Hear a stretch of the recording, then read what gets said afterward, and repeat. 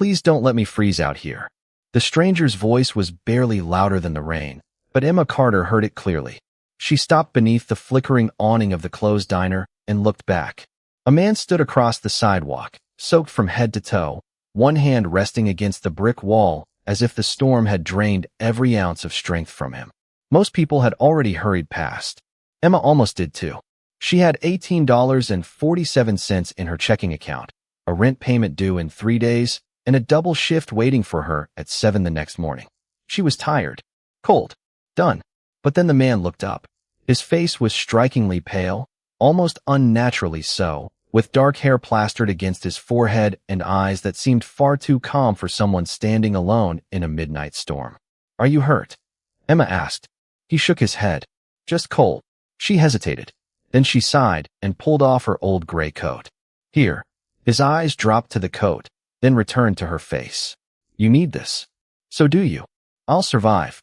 A faint smile touched his lips. "You sound very certain." "I'm a waitress. We're trained to solve impossible problems with whatever we have." For the first time, something changed in his expression.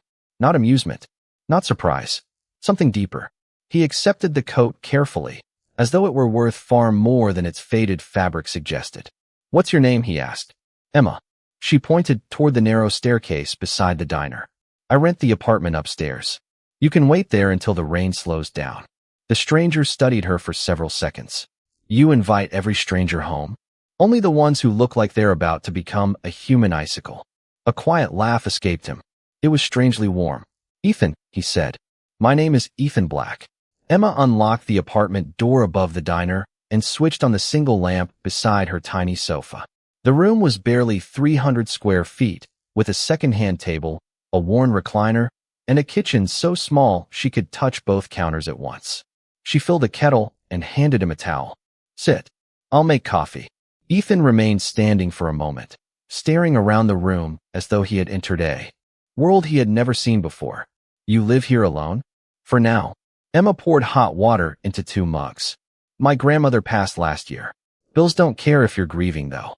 She smiled faintly. "So I work." Ethan looked at her hands. They were rough from years of serving tables, washing dishes, and carrying heavy trays. Then his gaze moved to the small family photograph beside the refrigerator. "You lost someone." Emma looked down. "We both did." Silence settled between them, softer than the rain. She placed a mug in front of him. "Drink." Ethan wrapped both hands around it. His fingers were still unnaturally cold. Emma noticed. She also noticed the silver ring on his right hand. A black crown was engraved into the metal. "Fancy ring," she said. Ethan glanced at it, and his expression suddenly became unreadable. It belonged to someone important. Before Emma could ask who, headlights swept across the window below. One black car, then another. Ethan slowly stood. The warmth disappeared from his face. "Emma," he said quietly, "if anyone comes upstairs asking for me, tell them you haven't seen me." She stared at him. "Who are they?" He looked toward the window. "People I thought I could trust." Then the lights stopped. 3 knocks echoed from downstairs. Emma's heart skipped. Ethan turned back to her, and for the first time, the mysterious stranger looked less like a man seeking shelter and more like someone running from an entire kingdom. The 3 knocks came again, slow and deliberate. Emma stared at the apartment door, then at Ethan. "You know them?" she whispered. Ethan nodded once. "They know me."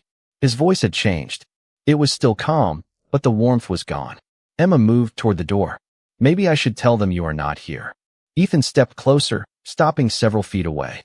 "Do not open it." Another knock. This time, a man's voice carried through the stairwell. "Mr. Black, we know you are upstairs." Emma's stomach tightened. Ethan looked toward the window. "There is another exit?" "The fire escape." "Good." He walked to the window and pulled the curtain aside. Rain streaked the glass, turning the street below into a blur of silver and gold. "You cannot go out there," Emma said. "You are still freezing." Ethan looked at her almost incredulously. "You are worried about me? You are standing in my apartment wearing my coat while people are looking for you." "Yes, I am worried." Something softened in his eyes. "You should not be." "Maybe not." Emma folded her arms. "But I am." The man downstairs called again. "Your Majesty, please come down." Emma froze. Her eyes moved slowly toward Ethan. "Did he just call you Your Majesty?" Ethan closed his eyes for a brief moment. I was hoping you would not hear that. Ethan, who are you? For several seconds, only the rain answered. Then he removed the silver ring from his finger and placed it on the table. Under the warm apartment light, the black crown engraved across it became impossible to miss. My name is Ethan Black, he said quietly. That part is true. Emma waited.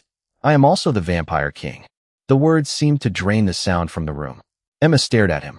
Then she laughed once, not because it was funny, but because her mind could not find another response. The Vampire King? Yes. As in vampire? Yes. As in the stories people tell? Some of those stories are true. Emma looked at his impossibly pale face, his dark eyes, and the strange ring on the table. Suddenly, every detail from the last hour rearranged itself in her mind. The unnatural cold of his hands, the way he had moved without making a sound, the expensive black car waiting below. Why were you out there alone? She asked. Ethan looked toward the ring. Because I needed to know whether there was still anyone in this city who would help a stranger without asking what they could gain. Emma frowned. So this was a test? No, his answer came immediately. I did not expect anyone to stop. He looked at her coat around his shoulders. Especially not someone who could barely afford another one. Emma glanced down at the faded sleeves. It is just a coat. Ethan shook his head. It was everything you had. The 3 knocks came again. This time they were followed by silence. Ethan straightened. They will not wait much longer. Emma looked at the fire escape, then back at him. Then we should move. He blinked. We? You said people were looking for you. I am not going to send a freezing vampire king into the rain without a coat. For the first time that night, Ethan smiled. It was small, almost sad. You really have no idea what you just offered. Emma picked up the ring from the table and handed it back to him. Probably not. Outside, thunder rolled across the city. Ethan slipped the ring onto his finger, and somewhere far beyond the rain, an ancient bell began to ring. The ancient bell continued ringing somewhere beyond the rain, one deep note after another, until Emma realized the sound was coming from the direction of the river. Ethan turned toward the window, his expression suddenly distant. What is that? Emma asked. A warning. For you. For everyone who knows my name. He opened the fire escape window, but Emma caught his sleeve. Wait. Ethan looked back. You said you needed to know whether someone would help you without asking what they could gain. I did. Then stop trying to leave alone.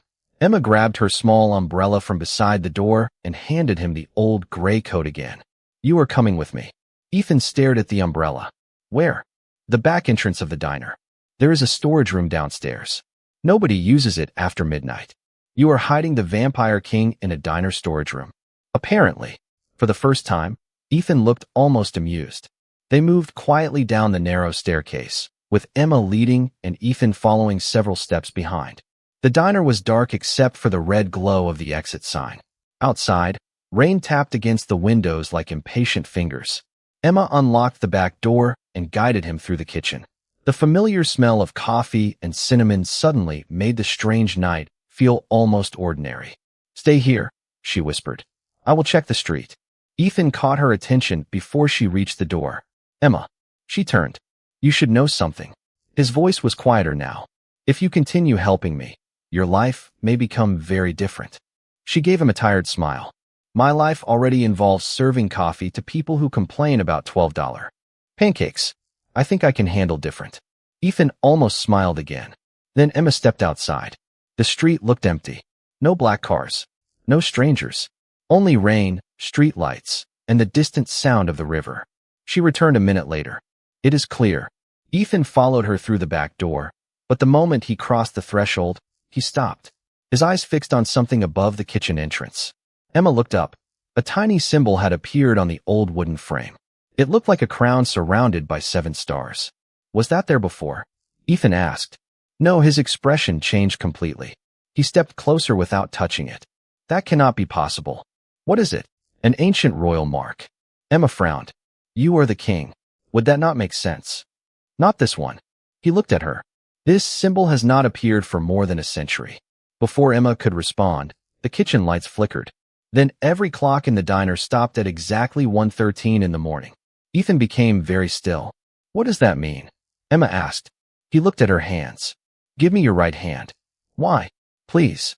She slowly extended it. Ethan did not touch her. Instead, he stared at the faint golden glow beginning beneath her skin. Emma pulled her hand back in shock. What is happening? Ethan whispered. The crown is not calling me. He looked toward the symbol above the doorway. Then back at Emma. It is calling you.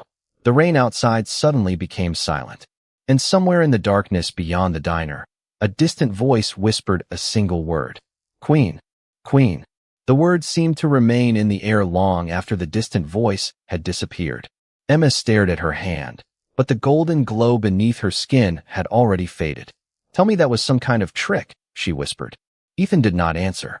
He was looking at the crown and stars symbol above the kitchen doorway as though it had opened a door to a memory he had spent centuries trying to forget. Ethan. He finally turned toward her.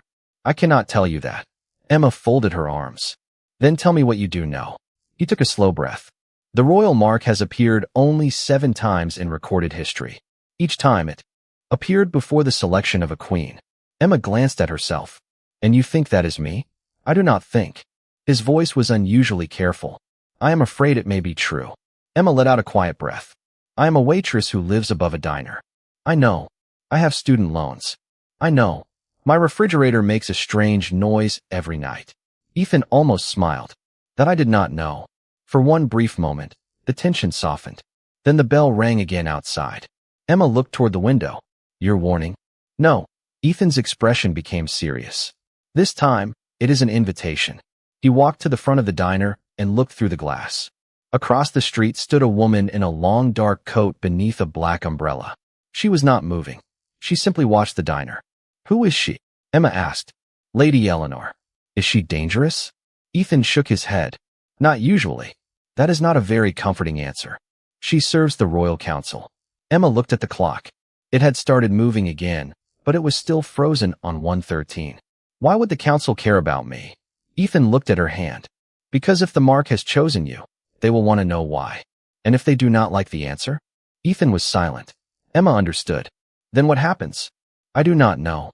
She studied him. You are the king. You are supposed to know everything.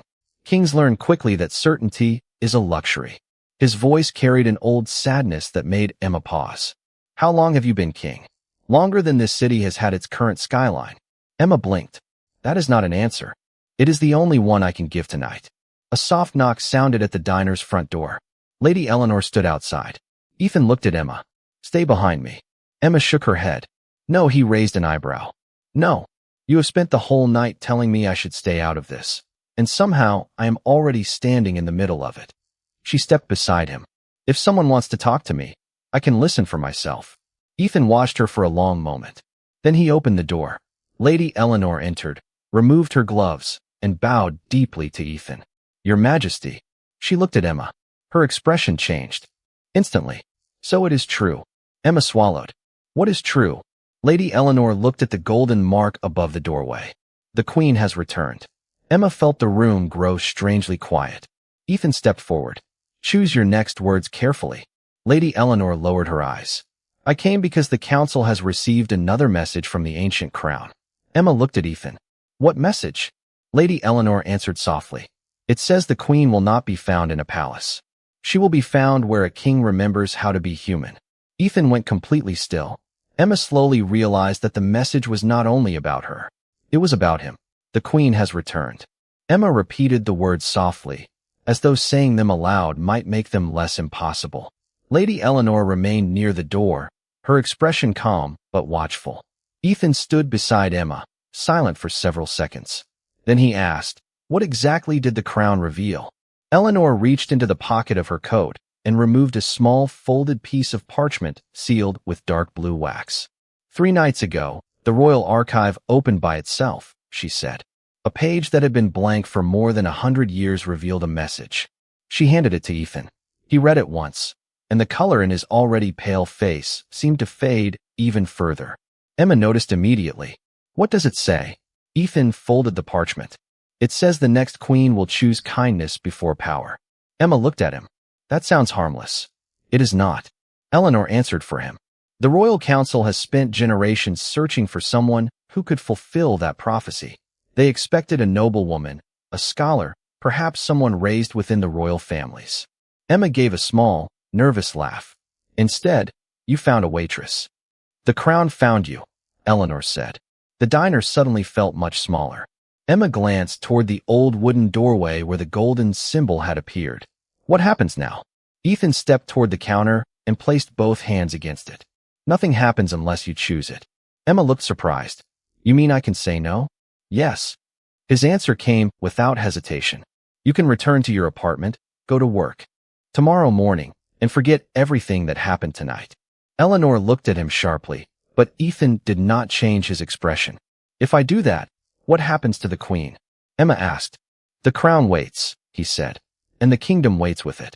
Emma looked at the faded photograph beside the refrigerator. She thought about her grandmother, about the tiny apartment upstairs, about all the ordinary mornings she had spent counting tips and wondering how she would make the next payment. Then she looked at Ethan. He had entered her life as a stranger in the rain, asking only for warmth. Somehow, within a few hours, he had become a king standing in her diner. Why did you come here tonight? She asked. Ethan was quiet. I left the palace because I was tired of being surrounded by people who saw the crown before they saw me. His eyes lowered. I wanted one night where nobody bowed, nobody asked for favors, and nobody cared what I could give them. Emma remembered the old coat on his shoulders. And you found me. You found me, he corrected gently. Before Emma could answer, headlights appeared outside. One pair, then another, then several more. Eleanor walked toward the window. Her expression tightened.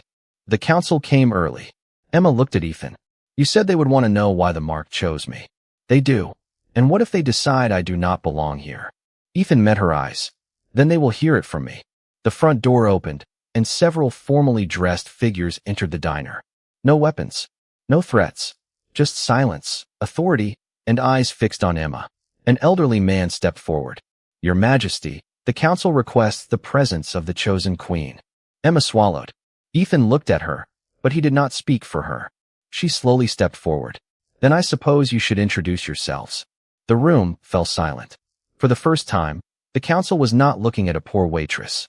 They were looking at the woman the ancient crown had chosen.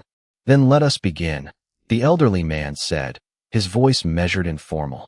I am Lord Marcus Hale, first counselor of the Royal Council. Emma looked at the others standing behind him.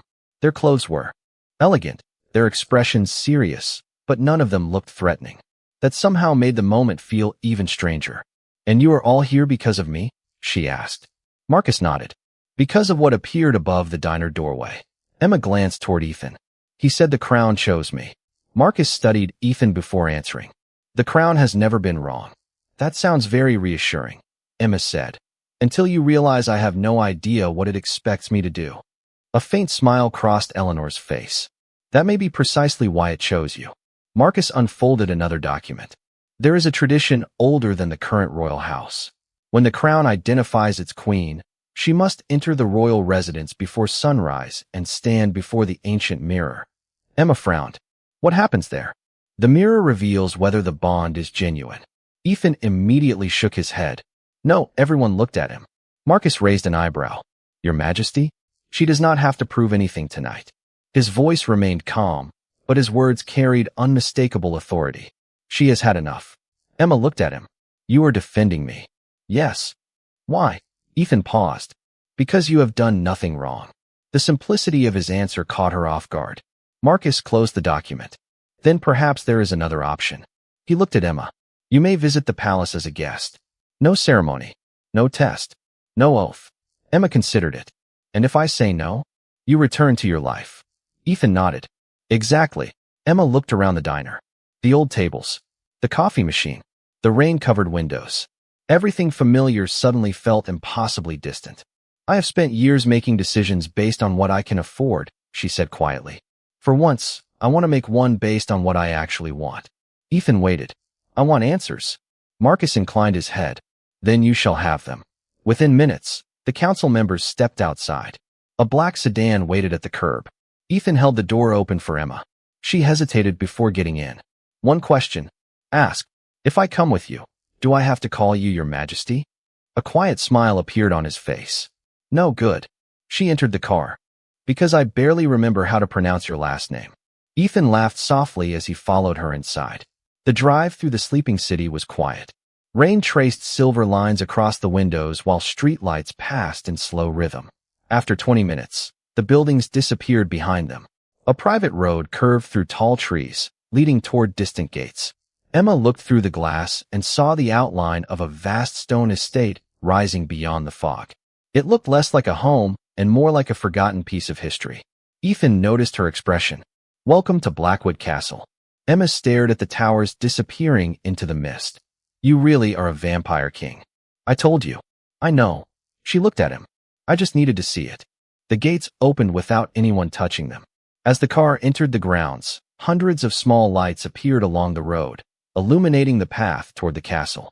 Then the great doors opened. A line of silent servants waited beneath the enormous stone archway.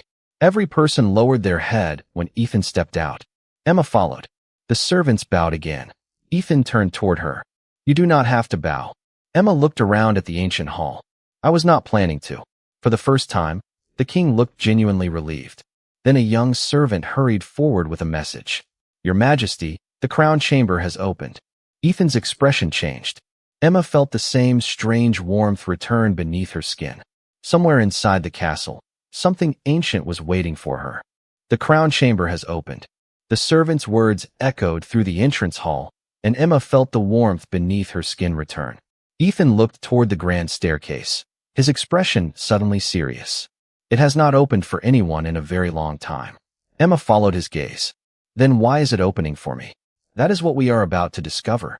He led her through a long corridor lined with portraits of people who had ruled Blackwood Castle across generations. Emma slowed as she passed them. Every portrait showed a member of the royal family, but one painting was different. It showed an empty throne beneath a silver crown. "Who is that?" she asked. Ethan stopped.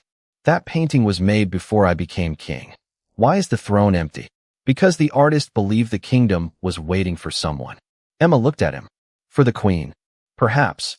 They continued until they reached a pair of enormous doors covered with ancient symbols. The doors opened on their own. Inside was a circular chamber illuminated by pale blue light. At the center stood a tall mirror framed in silver. Emma immediately recognized the Crown and Stars symbol engraved around its edges. Ethan remained near the doorway. "What happens now?" Emma asked. "Nothing unless you approach it." She looked at the mirror. Her reflection appeared ordinary at first.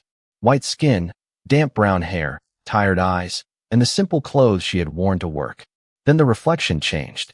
Behind her appeared a vast hall filled with people. A silver crown rested on her head. Emma stepped back. The image disappeared.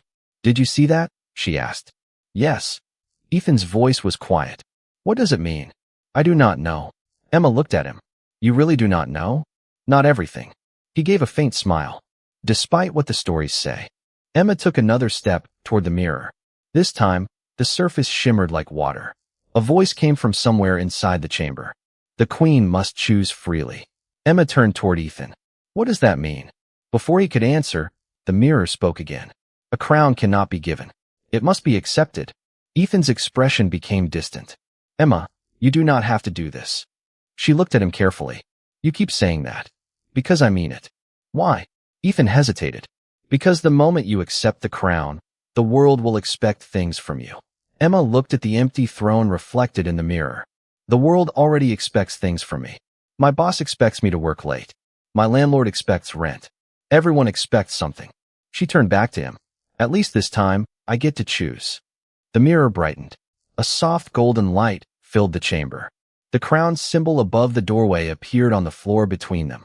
Emma stepped forward, but before she could reach it, the chamber doors opened. Behind them, Lord Marcus entered with Eleanor and several council members. Marcus looked at the glowing symbol and stopped. "Your Majesty," he whispered. Ethan turned. "What is it?" Marcus looked directly at Emma. "The crown has revealed its final condition." Emma felt her heart beat faster. "What condition?" Marcus looked at Ethan, then back at her. "The queen may only be chosen if the vampire king is willing to surrender his claim to the throne." Silence filled the chamber. Emma stared at Ethan. "What does that mean?" Ethan did not answer immediately. His eyes remained fixed on the empty throne in the mirror. Then he finally said, "It means that if you become queen, I may no longer be king. Then do not surrender anything for me." Emma's voice was quiet. but it carried across the chamber. Ethan looked at her as though he had not expected those words. Emma, you do not understand what the crown is asking. Then explain it. Lord Marcus stepped forward. The ancient law is simple. The chosen queen must stand beside the king by her own will. If the king chooses to remain on the throne, the crown rejects the queen. If he willingly gives up the throne, the bond becomes complete. Emma looked at the empty throne in the mirror. So the crown wants him to give up everything. Not everything, Eleanor said gently. Only the title. Ethan remained silent. Emma turned toward him. Would you do it? He looked at her for a long moment. If I said yes, I would no longer be king. And if you said no, you would return to your life. Emma lowered her eyes. That sounds like a choice between your kingdom and me. Ethan shook his head. No, it is a choice between what the kingdom expects and what I believe is right. The chamber grew quiet again. Emma had never seen anyone look so powerful and so uncertain at the same time. The man who had walked into her life as a stranger in the rain was now standing before an ancient mirror, facing a decision that could change an entire kingdom. Why does this matter so much to you? She asked. Ethan looked toward the silver crown reflected in the glass. Because I became king when I was very young. I spent centuries believing that. Protecting everyone meant carrying the crown forever. He paused. Then tonight, you gave a stranger your only coat without asking his name. Emma said nothing. You did not care about my title, he continued. You did not care about my wealth. You saw someone who was cold and helped him. His eyes met hers. For the first time in centuries, I wondered whether being king was the only way I could protect people. Emma felt a warmth in her chest that had nothing to do with magic. Ethan, I never asked you to give up your crown. I know. Then do not do it because of me. He stepped closer, stopping several feet away. What if I am doing it because of what you reminded me? Before Emma could answer, the mirror suddenly changed. The empty throne disappeared. A new image appeared instead. Emma saw the diner above which she lived. She saw the rain outside. She saw Ethan standing beneath the awning, alone and forgotten. Then the image shifted to a vast hall filled with thousands of people. At the center stood a throne, but it was not occupied. Beside it stood two figures, Emma and Ethan, facing the kingdom together. Marcus stared at the mirror in disbelief. That has never appeared before. Eleanor whispered, the crown is showing a future. Emma looked at Ethan. Is that what happens if you give up the throne? Ethan shook his head. I do not know. The mirror brightened once more. A final sentence appeared across its surface in golden letters. The true king is the one who chooses his queen without fear. Ethan slowly reached for the silver crown on the pedestal. The entire chamber held its breath. Then he lifted it, turned toward Emma, and said, I know what I choose. I choose you, Emma. The words were simple, but the chamber seemed to change around them. Ethan held the silver crown in his hands, yet he did not place it upon his own head. Instead, he turned toward the empty throne and gently set the crown on its stone seat. A soft golden light spread across the chamber. Emma watched in silence as the ancient mirror began to glow. The image of the empty throne disappeared, replaced by the diner where their story had begun. Rain fell against the windows. The old gray coat rested over Ethan's shoulders. Emma saw herself standing beside him, exactly as she had been hours earlier, unaware that the stranger she had invited inside was a king. Then the image changed. The diner became the great hall of Blackwood Castle. Hundreds of faces filled the room, waiting. Ethan stood at the center, no crown upon his head. Emma stood beside him. The golden light grew brighter. Lord Marcus lowered his head. Eleanor placed one hand over her heart. The crown has accepted the choice, she whispered. Emma looked at Ethan. What happens now? I do not know, he said. For once, neither do I. She smiled. That might be good for you. A quiet laugh escaped him. The ancient doors of the chamber opened, revealing the long corridor beyond. One by one, the council members stepped aside. Nobody ordered Emma forward. Nobody demanded that she bow. Instead, they waited. Ethan offered his hand. Emma looked at it for a moment before taking it. His hand was still cool, but no longer painfully cold. They walked together toward the great hall. As they entered, every conversation stopped. The room was filled with nobles, servants, and members of the royal court. At the far end stood the empty throne. Above it hung the silver crown Ethan had carried for centuries. Marcus stepped forward. The ancient law has been fulfilled. A wave of whispers moved through the hall. Ethan raised one hand, and the room became silent. Tonight, I will not ask anyone to accept a queen because tradition demands it. He looked at Emma. I will ask you to accept her because she has already shown what this kingdom needs. Emma felt her eyes sting with emotion. Ethan, he continued, she helped a stranger in the rain when she had every reason to walk away. She gave him warmth when she had very little herself. She asked for nothing in return. He turned toward the council. If that is not worthy of a crown, then perhaps we have forgotten what a crown is supposed to represent. No one spoke. Then Lady Eleanor stepped forward and bowed to Emma. One by one, the others followed. Emma looked around the enormous hall and suddenly remembered the tiny apartment above the diner. A few hours ago, she had been worried about rent and tomorrow's shift. Now an entire kingdom was waiting for her answer. She turned toward Ethan. I am still Emma Carter, she said softly. I do not know how to be a queen. Ethan smiled. Neither did I know how to be a king when I started. She looked at the crown resting above the throne. Then I will learn. Ethan offered his hand again. This time, she took it without hesitation. Together, they walked toward the throne, not as ruler and subject, but as two people who had found each other in the middle of an ordinary storm. And somewhere beyond the castle windows, the rain finally stopped. The first light of dawn touched the mountains. Emma looked toward the horizon and realized something had changed. She had entered the night believing she was helping a mysterious stranger. She had never imagined that one small act of kindness would lead her to a kingdom waiting centuries for her return. Ethan looked at her and quietly said, You warmed a stranger when no one else would. Emma smiled. And you found your way home. For the first time in centuries, the Vampire King did not feel like a man carrying a crown. He felt like a man who had finally found his queen.